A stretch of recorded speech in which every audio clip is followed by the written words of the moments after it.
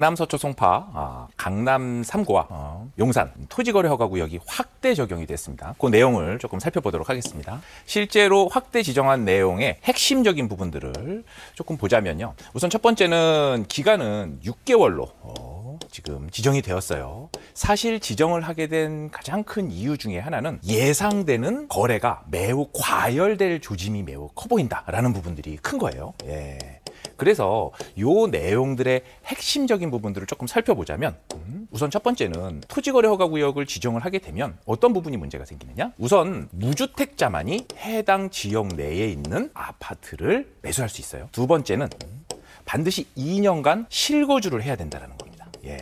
무주택이면서 2년간 실거주 의무가 생기니 대부분의 투자, 전세를 끼고 매수하는 부분들은 다 맡기겠죠.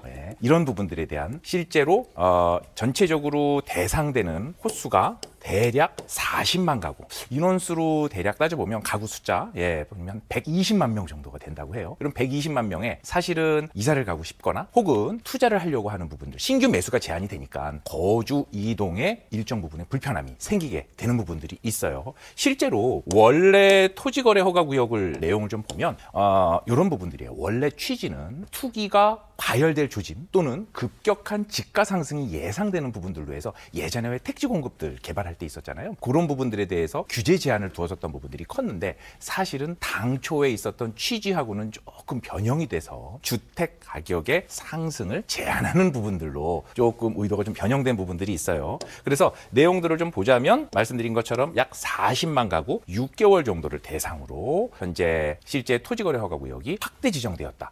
라는 부분들로 정리를 해볼 수가 있고 실제로 이 부분은 2월 14일 날 송파 강남 또 잠실 일부 아파트들 토호제를 우리 오세훈 서울시장이 좀 풀어줬었던 부분이 있었어요. 그리고 나선 사실 소위 말하는 가격 상승이 급격하게 되어 있어서 일부 잠실 아파트 같은 경우는 호가가 3억 이상씩 올라간 부분들이 있었어요. 이제 그런 부분들 때문에 취지가 되었었다고 하는데 사실 상당히 여러 가지 부작용들이 많이 있고 재산권 침해 소지 같은 가능성 부분도 많이 보이기 때문에 이 부분들에 대해서는 앞으로 시장 참여자분들이 조금 더 눈여겨보셔야 될 부분들이 있다. 이렇게 좀 정리해보도록 하겠습니다.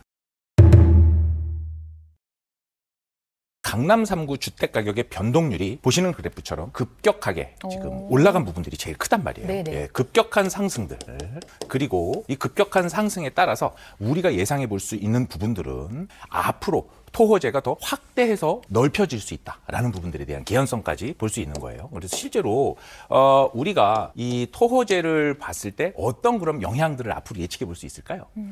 대략 두 가지 정도로 정리를 해보도록 하겠습니다. 우선 첫 번째는 풍선 효과를 우선 기대해 볼 수 있어요.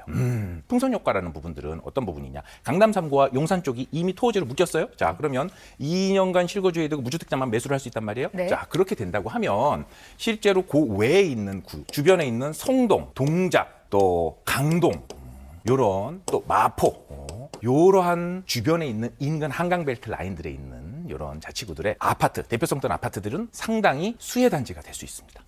가격이 상당히 상승할 부분들로 조심스럽게 예상을 해볼 수가 있고요. 아까 말씀드린 것처럼 역시 부작용들, 예를 들면 같은 송파여도 예를 들어서 거여, 오금 이런 외곽 지역에 있는 아파트들은 그동안 오른 부분도 별로 없는데 이런 상황에서 사실은 매수가 완전히 끊기니 이 상황에서는 거의 이제 보유하고 계신 분들은 어떻게 거래가 되지? 상당히 어찌 보면 부작용 중에 하나일 수 있지만 좀 초토화될 수 있는 이런 상황까지 좀 예견을 해볼 수가 있고요.